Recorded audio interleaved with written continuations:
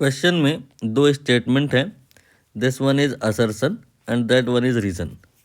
Assertion में कहा जा रहा है कि न्यूक्लियर डेंसिटी, ये जो न्यूक्लियाइड हैं इनकी अगर हम अरेंज करें तो कुछ इस हिसाब से बनेंगी।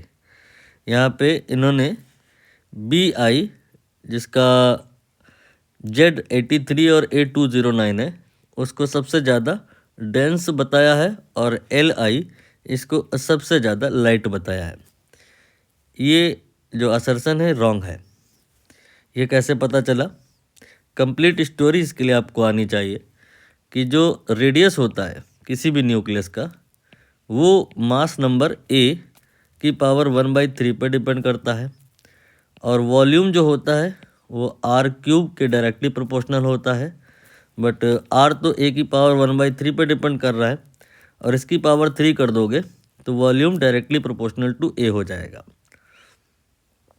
और जो किसी भी न्यूक्लियाई का मास होता है वो प्रोपोर्शनल टू A होगा।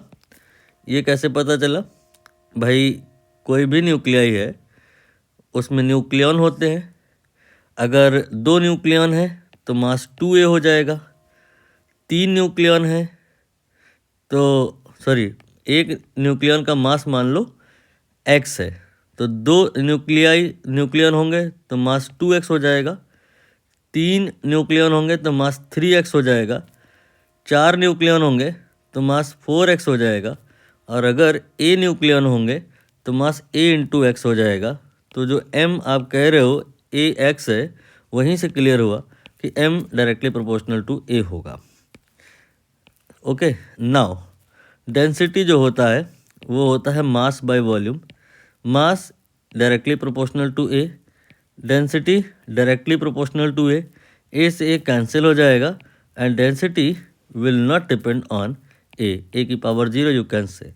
सो we can say all the nuclei are equally dense and there will be no such kind of pattern।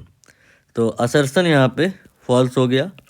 Assertion जब फॉल्स हो जाता है तो एक बार हम ऑप्शन देख लेते हैं क्योंकि मोस्टली रीज़न पढ़ना नहीं पड़ता है। असर्शन फॉल्स केवल एक ही ऑप्शन है B जहाँ पे ऐसा है, तो C और D और A ये पॉसिबल नहीं है क्योंकि ये तभी संभव है जब एटलीस्ट असर्शन ट्रू होता। असर्शन ही फॉल्स हो गया है, रीज़न को पढ़ने की ज़रूरत नहीं है, B करेक्ट हो जाएगा।